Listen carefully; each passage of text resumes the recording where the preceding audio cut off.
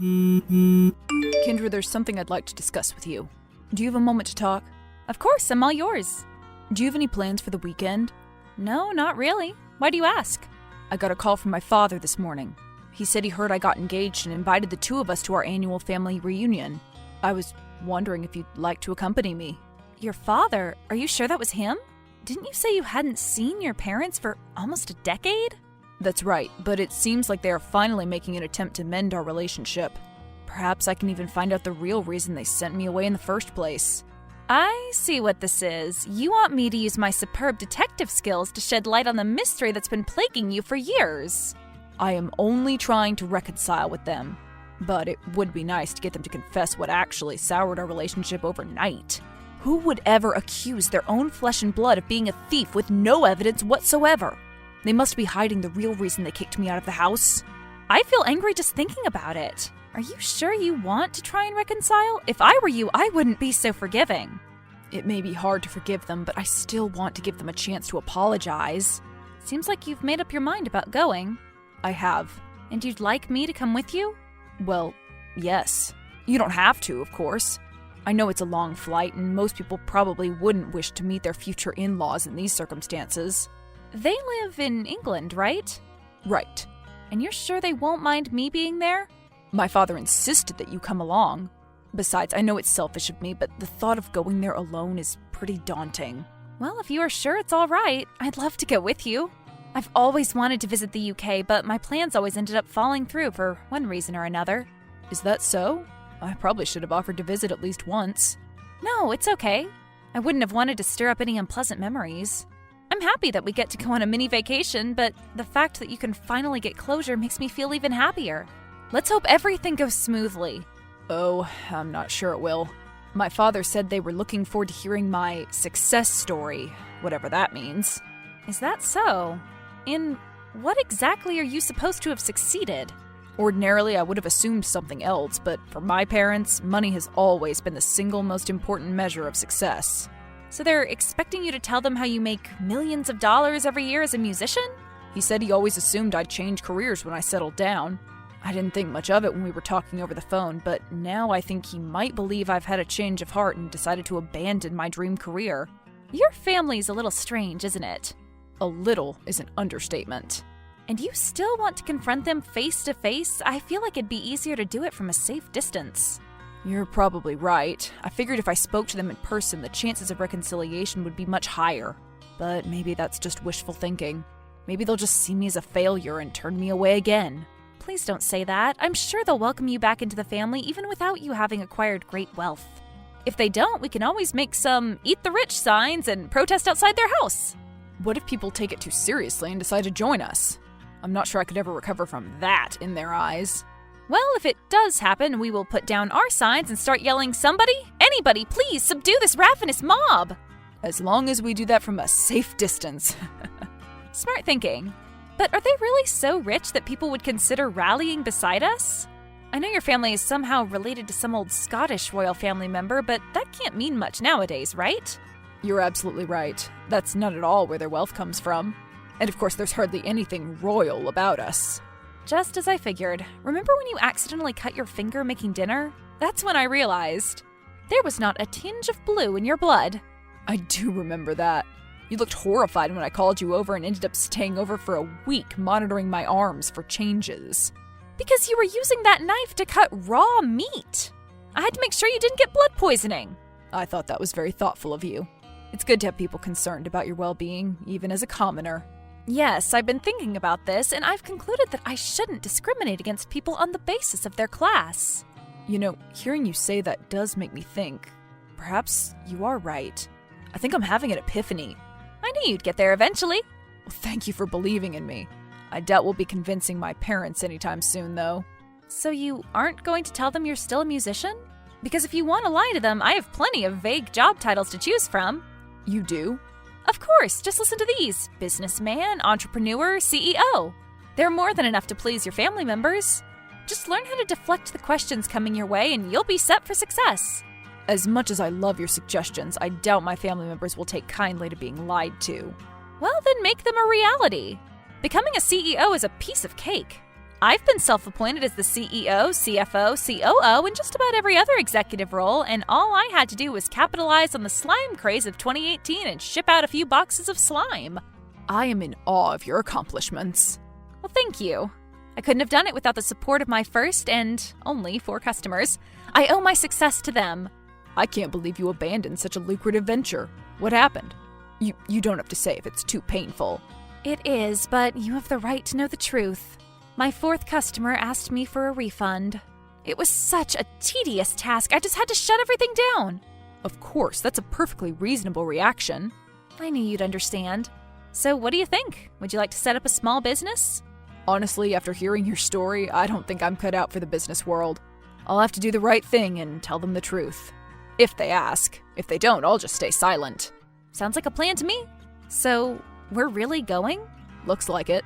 Just to make sure, your parents won't be willing to postpone the reunion for, let's say, 2 months, right? I highly doubt that. Is it an inconvenient time for you? No, it's just that I've been eager to get an umbrella ever since the pound started falling, but I really don't want to spend extra money on the overseas shipping costs since it's pretty expensive as it is. I figured if I ordered it now, had it delivered to your parents' house, and went to retrieve it in person in 2 months, that could help me save some money. An umbrella? I don't recall you ever mentioning that. Why do you have to wait 2 months to get it? Well, that's because it has to be handcrafted. It costs exactly £1,000 before shipping and taxes. Are you sure you want to spend that much on an umbrella? Also, what umbrella costs $1,200? The one with a silk canopy and engraving. I see. Well, since you're so excited about it, I'll graciously help you cover the shipping costs. Well, that's very generous of you. I mean it. I have to say, I had no idea you had such expensive tastes. Well, now you know. You are marrying a decadent wolf in self-restrained sheep's clothing. There's still time to call off the wedding and run. I'll keep that in mind. Of course. You know, now that I think about it, you probably won't have any problems getting along with my parents. Oh, I'm sure I won't. I studied international relations in Switzerland, remember? I do. Be honest with me, Kendra. Are you an undercover billionaire pretending to be a struggling actress? Ouch. If I were a billionaire, I imagine that struggling wouldn't have hurt this much. I'm sorry. Was that too harsh? It was, but it's also the truth. So what can you do? You know, I was being serious earlier. I really think you could win my parents over. I'm sure my father would find you delightful. And if you could find out why they ostracized me over the phone, we wouldn't even have to visit them this weekend. But I thought you were trying to reconcile with them. You just want to know what happened that day, don't you? All right, I admit it. It's true. I don't care about the family reunion. I only want to know the reason they suddenly decided they couldn't stand the sight of me. I knew it. So you want me to get your father to confess by acting sweet? Perhaps sweet isn't the right word. You might be better off acting bitter and resentful. All right, I promise I'll try my best. But you have to make a list of everything you know about your father and send them to me so that I can adjust my approach accordingly. Focus on his likes and dislikes. All right, I can do that. Oh, and one more thing. Could you hide the fact that we live in NYC? Or at least pretend we hate it here?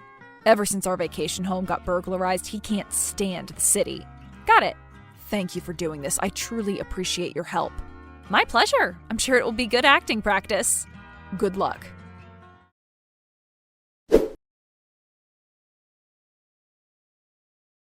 Good morning, Mr. Short. This is Kendra, Edward's fiancé. I wanted to introduce myself before we met in person. Do you have a moment to talk? Kendra. Kendra and Edward. Edward and Kendra. Whichever way I look at it, your names seem rather mismatched. Wouldn't you agree? Would you like me to change my name? I beg your pardon? It's a simple and completely legal procedure. Perhaps you could mail me a list of names you approve of and I could pick one out. You must be joking. I can assure you I'm being serious. Are you ready to deal with the repercussions of your reckless statements? What would you do if you really did receive the list? If your son's name is any indication of your name-picking abilities, I'm willing to give your suggestions a chance. Wealth, fortune, prosperity, what an auspicious name. Ah, well, looking back at it now, it seems bitterly ironic, doesn't it? What did your parents wish upon you, Kendra? Knowledge, or so I've been told. Wealth and knowledge. I must admit I like the sound of that pairing. So I have your permission to keep my name unchanged after all? You have an odd sense of humor. It's an acquired taste. Also, I'm not joking. Yes, you may keep your name. I'm sure Edward could use some wisdom in his life. Perhaps you could help him see how misguided he is. He must be miserable, missing his old lavish lifestyle. Well, he brought this on himself. Oh, he is far from being miserable. I'm sure you know as well as we do that material wealth can't buy happiness. I always assumed there was a positive correlation between the sincerity with which that statement was echoed and the amount of money in one's bank account. Tell me, Kendra, just how sincere are you being right now? What a roundabout way of inquiring about my net worth. All I can say is that I live in a lovely, spacious apartment in the most expensive city in the world. Edward told me you lived in Lausanne for most of your life. What prompted you to move to New York? I wanted to move here for work. That's right, I heard you were an actress. Could you guide me through your filmography? Filmography? Do you mean my stage performances? You are a theater actress? Well, I suppose I'm more of a musical performer. Is that so? I'm happy to hear that. I'm quite fond of musicals. Are you really? What a pleasant surprise. I am. So, both you and Edward live in NYC? Yes, we do. Do you rent or own? Neither. We're actually living with my parents. You got engaged while living at your parents' apartment? That can't be right. Well, we didn't have any other choice. That's all we could afford. It seemed safer this way, too. I see things haven't changed much since we left. Did you used to live here? We used to own a lovely vacation home. We would visit it intermittently throughout the year. That's right. I remember Edward mentioning that in passing. So, you no longer own it? No, we sold it right after the second burglary. You were burglarized twice? I can't say that I'm surprised. I hate to say this, but sometimes I find it hard to feel safe in this city. I mean, I have to lock my umbrella in a safe after each use. Isn't that ludicrous? I'm an honest, law-abiding taxpayer. I even declare the income I find under the couch. Shouldn't they be trying a bit harder for people like us? Sorry. I got a bit too riled up. Oh no, I understand how you feel. There's nothing I hate more than those greedy vultures. If they're desperate for money, it's their own fault. To think my own son stooped to their level. Pardon me? Please disregard that. I can't possibly do that. Please try to understand that if Edward's hiding something from me, I'd like to know it before we're officially married. I understand, but I'm not sure I want to be the reason you break off your engagement. It's that serious? Yes, unfortunately, it is. My son has done something awful. Could you please elaborate on that? I'm starting to get worried. All right, I will tell you on one condition. What is it? I'd like you to send me a picture of your engagement ring. What? Why? Please, just do it. I'll explain everything after that. What is this? It's my engagement ring. It's a ring pop. I know, isn't that sweet? Neither of us really wears or cares about jewelry. After he proposed, we decided to buy 2 ring pops to commemorate our engagement. They were delicious. I have no words. I still don't understand what my ring has to do with whatever Edward has done to incur your wrath. You promised you'd explain it after you saw the photo. Fine, a promise is a promise. It happened during our family reunion 10 years ago. Back then it was a 2-day celebration. After everyone had gone to sleep, my son stole his grandmother's heirloom engagement ring. It was foolish of me to believe he'd have given it to his fiancé. No, that can't be right. Edward would never do something like that. I saw him with my own 2 eyes. He must have thought he was all alone, but I was feeling particularly restless that night and decided to sleep on the sofa. I was half asleep when I saw him enter the room, grab the ring from its display case, and leave. I waited for him to come clean and repent on his own terms, but he acted as though nothing had happened. When I finally had to confront him about it, he acted as though I was insane for thinking he stole something. It must be a misunderstanding. Your son goes out of his way to return the money he finds on the ground to its owners. There's no way he'd steal from his parents. I don't know if it's naivete or willful ignorance that's preventing you from seeing him for who he truly is, but I'll neither forget nor forgive him for this. But you invited him to the reunion. Did you really only invite us to check whether or not his fiancé would be wearing the ring? Well, we didn't think you'd be wearing it per se, but we figured if he hadn't told you that it was stolen, we could get you to recognize the picture and confess. I thought you were a reasonable person. I guess I was wrong about you. What are you saying? Even if he had stolen it, don't you think he'd have pawned it long ago? You didn't have to give him false hope. We reported the ring stolen. We did all we could to find it. If he pawned it, he'd have pawned it in the US. Should I feel sorry for giving him false hope of reclaiming his inheritance? He should be grateful we didn't report him to the police. His inheritance? So this is why you cut him out of your will? You did it over something you may or may not have seen when you were half asleep? I've got the information I need. Please let him know he no longer needs to attend the reunion. Goodbye. Unbelievable.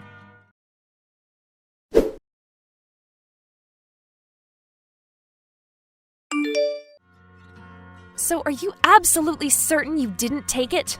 Of course, you believe me, don't you, Kendra? Of course I do. I'm just confused.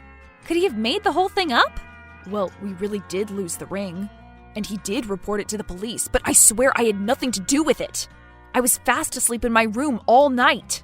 Please, don't take this the wrong way, but could you try and recount the events of that day? Perhaps we can figure out what's going on. I suppose I could write down everything I remember, although I'm not even sure it matters anymore. It could come in handy if you ever need to prove that you were wrongly disinherited. I don't know. At this point, I don't think I'd take the money even if they pleaded with me to do so. You can do as you wish, Edward, but I still believe if there's anyone who deserves to get that money, it's you. I'm not saying that just because we are getting married. Our funds will remain separate as we've agreed. I only want you to clear your name and get what's rightfully yours. I'm not accusing you of wanting to marry me for my potential inheritance, Kendra. We've been through thick and thin together for 7 years. I just don't see a point in going after my parents' money against their wishes. But you do want to prove your innocence, right? I suppose that'd be nice. Well then, let's do this together. Let's get to the bottom of this. All right, I'll start writing down whatever I can remember. Yes, please do that.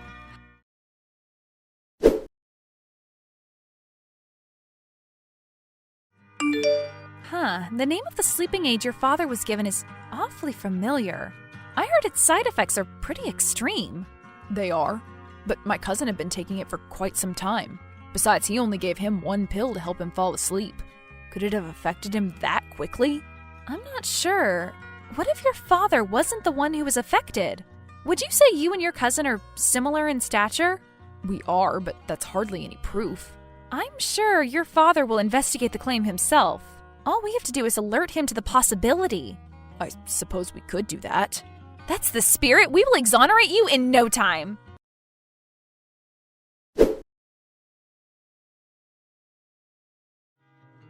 In the end, the heirloom ring was located in between the floorboards in the guest bedroom Edward's cousin was staying in. It was covered in dirt and missing a few diamonds. His cousin apologized profusely. He swears he has no idea how the ring got under his bed. My husband has yet to accept his parents' apology, but I'm sure he'll come around eventually. After all, money may not be able to buy us happiness, but it will help us buy the lovely townhouse we've been eyeing.